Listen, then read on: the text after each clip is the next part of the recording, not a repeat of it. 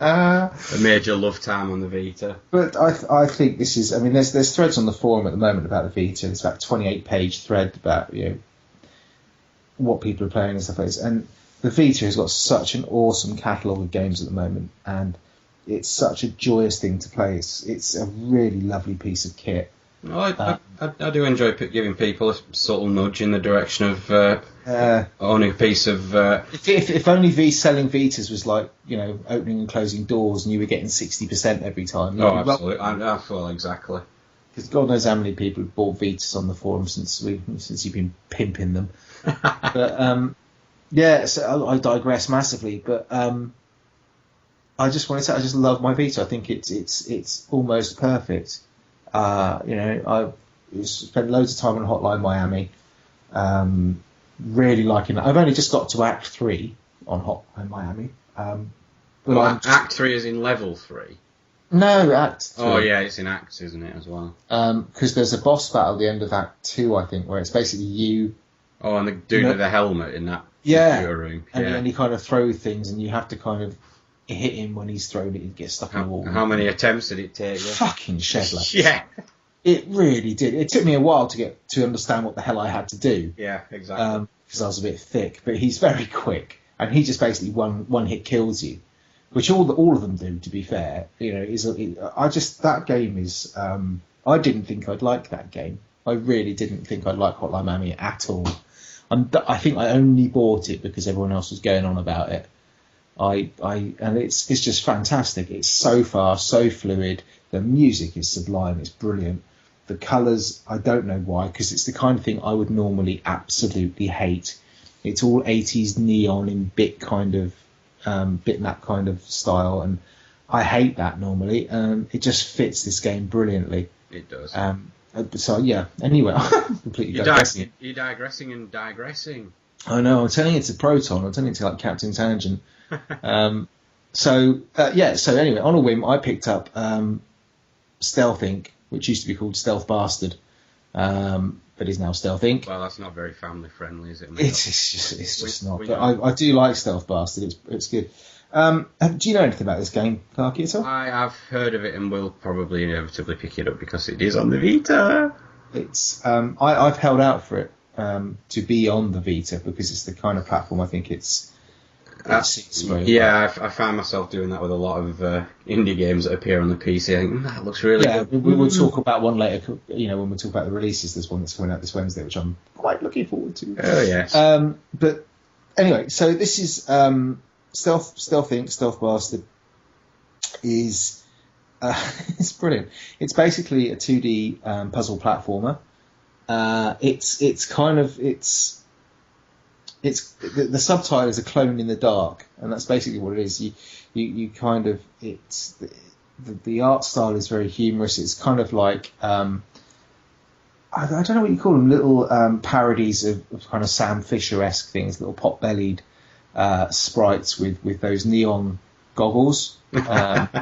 So you've got instead of having the try, it's just the two. But what they do is when you're in shadow, they glow green, so you can't be spotted by things. And when you're out in the light, they kind of go to red, which means you can be seen by whether it be turrets or cameras or robots or whatever. But basically, it reminds me a bit of Portal in the kind of Aperture Science thing, where again that sense of humour is really strong that runs through it, and it's very kind of teasing, sort of like if you fall to your death, you'll kind of get something beam up on the wall, basically saying something like, did you think it would be that easy? And little kind of teasing and prompts and stuff. It's just a very slick presentation, really, really nice. But the platforming is tight. It's really good. I'm really, really enjoying it. I think I spent about 2 and a bit hours just playing this straight, which for me is unusual, especially as it was during the middle of the day. It was basically my daughter went up for a nap and I sort of turned it on and that was it. And she was awake and I was like, bugger.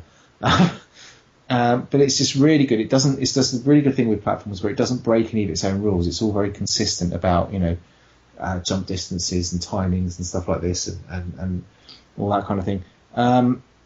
And it is basically, you are this little clone, this little sprite, and you have to make it from from the entrance to the exit. That's basically it. They're like little test chambers, and they're even referred to as kind of test chambers. But on the way, you've got to avoid cameras, you've got to avoid turrets, you've got to avoid robots that kind of move about and stuff. There's tripwires and laser beams and stuff later on. So is this basically Super Meat Boy with stealth? Not played Super Meat Boy, so not sure. The challenges are timed in the sense that you can take as long as you want getting from the entrance to the exit, but then obviously when you finish your level, there's a leaderboard to show who the fastest. Yeah, it sounds a little bit like that. Yeah, but obviously Super Meat Boy has no stealth element to it. Yeah, but it's just it's brilliant. It's lovely. It's slick. It's not mind-numbingly hard. So if you remember, we were talking about Anna Zacconi's game, which is MPX Steel Time, where I just sat there and my head was kind of melting, and I'm just going, I don't understand this. Or even something like Gunpoint, where Beastie mocks me for the fact that I only get halfway through it before he starts getting my poor brain gets all confused because it's trying to rewire different things in split-second timings. What I like about this kind of game is, at the moment, and it may differ as I go further through the game, it's very simple. It's your sprite. I only have to look after me, and I have to kind of, it's old school kind of puzzle platform. I go over there, I flick a switch which opens that door. If I open that door, it means that this robot can walk through it, which means I can then close that door behind him and he's out of my way and I can progress. It's that kind of thing. Yeah. But obviously it gets more complicated with the more robots, more doors, more lasers, more cameras, all that sort of thing. But it's nothing mind-numbing. It's kind of, I can kind of plot my way through that quite nicely. So it's about, I think I picked it up for, I think it's £6 or something like that on the Vita, something like that. I mean, I'm sure it's going to be cheaper than that. I'm sure people picked it up on Steam sales for like a couple of quid, but I specifically wanted it on Vita, and it looks really nice on the. And the music again, the music's really good.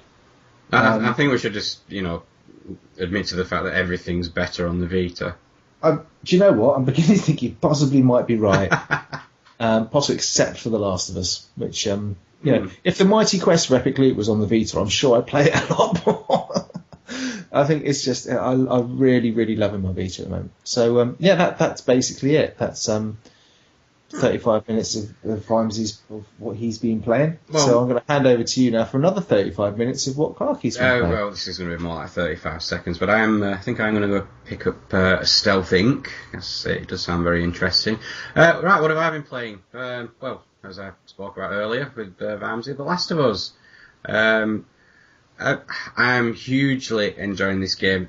I am finding I can't help but think like I'm rushing through at some points. It seems like every time I run past somewhere, I feel as though I've missed something, and I find myself backtracking, thinking, "Can I go in there? Can I have a... No, I can't get in that room." And I just think it's witchcraft. How have they made this game so brilliant? I don't know. I mean, I think on that, I think that the problem I have with some elements of it, and it's one of these things. Is again a bit like Bioshock. I'm going to nitpick the hell out of this just to try and find some negatives. But I found that with the crafting and stuff, I never run out. And actually, when I'm going around rooms, I'm kind of, it's almost like the bins in Bioshock, where I'm kind of picking things up and I'm I actually really need that. I've got loads of those, or I'm full, and it just keeps saying full. I don't need any more petrol. I don't need any more, or alcohol, whatever it is. I don't need any more rags or whatever. So it kind of stopped me wanting to explore, but the things that kept me wanting to explore, all the little vignettes and all the little diaries you'd find, all the little letters and stuff like that, and just awesome. Just the way they've spent their time on the world. The story's been very, very well refined. But I don't think it's this. What's the buzzword for environmental storytelling? I think they call it. Yeah. And you just walk into a room and it tells its own. You don't have to do it. You can just look and you go, I know what happened here. Yeah. Did you come across the bodies in the bath? Yes, the two. Yeah. I mean, it doesn't really spoil anything because it's in the trailer. It was the demo. Sorry, it was at E3 a couple of years ago. But when you're in the hotel, one of the rooms you can kind of go investigate. There's there's two bodies in the bath where they've obviously basically slit their wrists and taken an overdose together in one bath to commit suicide, and you should kind of stumble across them and you can kind of instigate a conversation with Ellie about it, and little things like that. And they're not even as flagged as that. Sometimes there's no story to it. It's just the fact that you see a picture on the wall or something that a kid's drawn for his dad or his mum or something. I find myself choking up half the time just when I'm going around an empty house. No, I know what you mean. I mean, the relationship Joel and Ellie have is absolutely. He's just got that down to a T. You wait.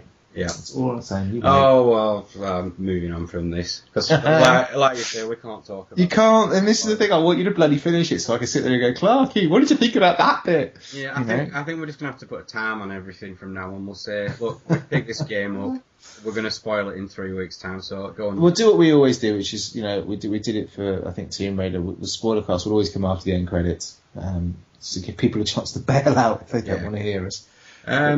Yeah, and I've also been carrying on with FTL. Beastie will be happy. I can't find the love for this game as much as Oh, God. I spent most of yesterday on it. It's almost like Hotline Miami in that respect. You die, you go straight back in. Again, if I was on Vita, I'd be all over it. Again, you'd be absolutely. I would easily pick this up again if it came out on the Vita. I mean, Beastie was saying the other week, how far you progress in the game's largely up to, the hand you get dealt on any particular walkthrough. And I had a run through tonight before we came on to do this, and I got right to the last star system.